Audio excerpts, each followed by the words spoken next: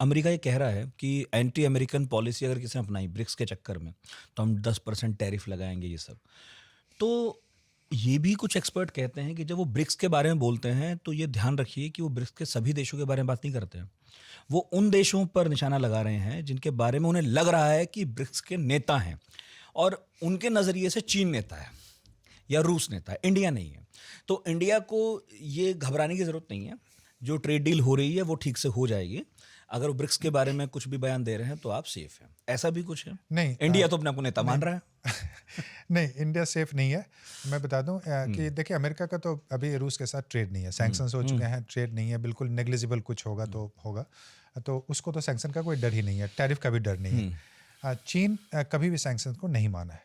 अब आप जानते हैं कि ईरान पे भी जब सैंक्शन लगाया गया था तो ईरान से भी चीन इंपोर्ट कर रहा था तेल, और रशिया से भी करता रहा है। रशिया से तो हाँ, कर ही रहा है। हाँ। तेल रशिया से तब तेल भी नहीं माना, अब भी रशिया नहीं से मान तेल रहा तो है। भारत भी ले रहा है ना। हाँ। तो तेल की बात पे तो भारत भी नहीं मान रहा है। बोले, भारत ने बोला कि तेल और फर्टिलाइजर ये हमारे लिए बहुत इंपॉर्टेंट है किसानों के लिए, हम इसकी बात किसी भी सैंक्शन को हम नहीं मानेंगे, और बहुत सही पॉलिसी थी।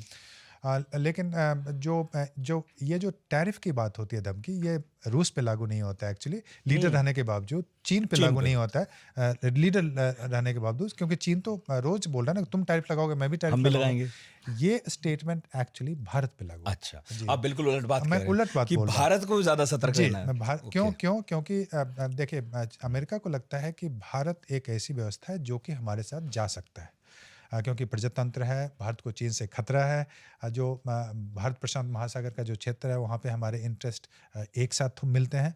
तो वैसे में भारत एक देश है जिस पे दबाव बनाया जा सकता है, और बाकी छोटे छोटे देश हैं जैसे सऊदी अरब तो उसके साथ ही है ऑलरेडी। इजिप्ट भी एक तरह से उसके प्रोटेक्शन इत्यादि में रहता है, वहाँ पे यूएई उसके, भी इसमें शामिल और हो गया। यूएई भी छोटी इकोनॉमी है उस ढंग से। तो जो सबसे बड़ा, इनफैक्ट साउथ अफ्रीका भी पश्चिम देशों के साथ ज्यादा साउथ अलाइंड अफ्रीका है। तो पूरी तरह से हाँ। ट्रंप का विरोध कर रहा है। क्यों? क्योंकि ट्रंप और जो मस्क थे, एलन मस्क, ये दोस्त थे, और एलन मस्क ने साउथ अफ्रीका से साउथ आते हैं। अफ्रीका, आप जानते हैं कि किस ढंग से वहाँ पे वाइट पॉपुलेशन को बोला कि वहाँ पे मर्डर हो रहा है, क्राइम कर रहे हैं। तो इसलिए साउथ अफ्रीका तो हमेशा, हाँ, मुझे याद आया, ये जी, बात तो मैं भूल ही गया था कि जब साउथ अफ्रीकन प्रतिनिधि वहां गए थे तो बड़े खुले में ट्रंप ने इसे खुल के दिखाया जी, था कि आपके यहाँ ये सब हो ये रहा सब है। हो रहा है। वो पता नहीं कौन सी वो खबरें दिखा रहे थे, वो झूठ गलत था, फरेब, वो झूठ था। गलत था। जी, बिल्कुल। लेकिन वो बेइज्जत किया उन्होंने बेइज्जत पूरी किया। दुनिया के सामने उन्हें। बिल्कुल, हाँ, बिल्कुल, उस दिन से तो बड़ा खराब है। जी। तो राइट। साउथ अफ्रीका को कोई खतरा नहीं है। खतरा किसको? ब्राजील को, भारत को, इनको खतरा है, क्योंकि ब्राजील का भी अच्छा ट्रेड है अमेरिका के साथ। बिल्कुल। और ब्राजील में जो वहाँ पे जो राष्ट्राध्यक्ष हैं वो भी जो पहले के जो राष्ट्राध्यक्ष हैं उनके अगेंस्ट में, जो बोल्सोनारो थे, वो उनको मिनी ट्रम्प बोला जाता था, और अभी उनके रिवर्स में एक लेफ्ट वो कंजर्वेटिव थे, और अब ये ये लिबरल तरह के हैं, liberal left to liberal types हैं। तो वो ब्राजील को भी खतरा है, और भारत। तो ये जो ट्रम्प की धमकी है, इन्हीं दो देशों के लिए प्राइमरीली है, क्योंकि इनका ट्रेड काफी ज्यादा है उनके साथ, अमेरिका के साथ।